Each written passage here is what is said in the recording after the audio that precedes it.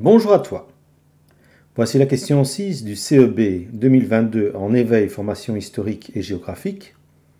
Pour retrouver le questionnaire, clique sur le lien en description, puis sur questionnaire CEB 2022.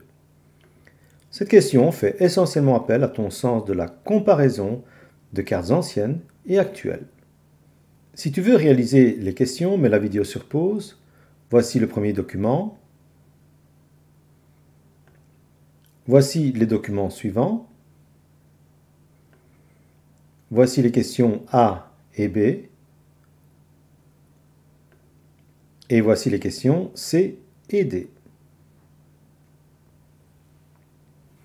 Avant toute chose, si tu le désires, tu trouveras ici l'ensemble des vidéos de synthèse en histoire et géographie avec la matière pour le CEB.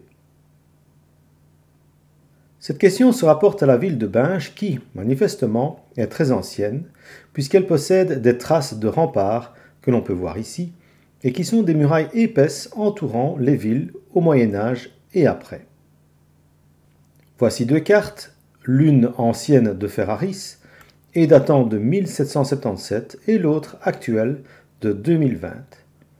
On peut observer que la plupart des rues actuelles existaient déjà en 1777.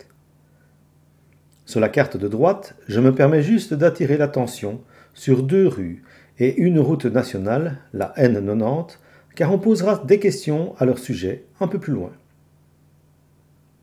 Regardons aussi sur la carte de gauche la présence des remparts que je flèche en bleu. On peut aussi les retrouver en partie sur la carte de droite, montrant qu'actuellement il en existe encore, du moins en partie.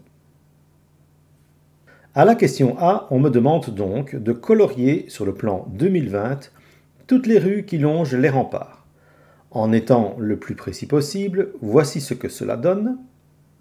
Puis, à la question B, on demande de comparer les deux cartes et de colorier sur la carte de gauche la rue de la Régence. On la retrouve ici sur la carte de 2020, on peut donc la représenter ici sur la carte de 1777. On demande la même opération pour l'avenue Charles de Thiège. Voici sa représentation. Enfin, on demande de colorier en jaune la route N90 que j'avais mentionnée plus tôt. La voici. Toujours par rapport à la ville de Binche, on demande d'observer cette photo et de caractériser les espaces et le paysage parmi les choix proposés. On peut dire que les espaces non bâtis sont peu nombreux, que les espaces bâtis montrent principalement des maisons et que le réseau routier est constitué principalement de rues bordées de bâtiments.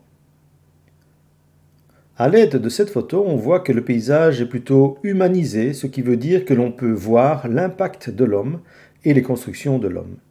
Le paysage est donc plutôt constitué d'éléments humains et le paysage est plutôt urbain, ce qui veut dire qu'il se rapporte à ce qui caractérise une ville. Voilà, cette question est terminée. À très bientôt pour une autre nouvelle question de CEB.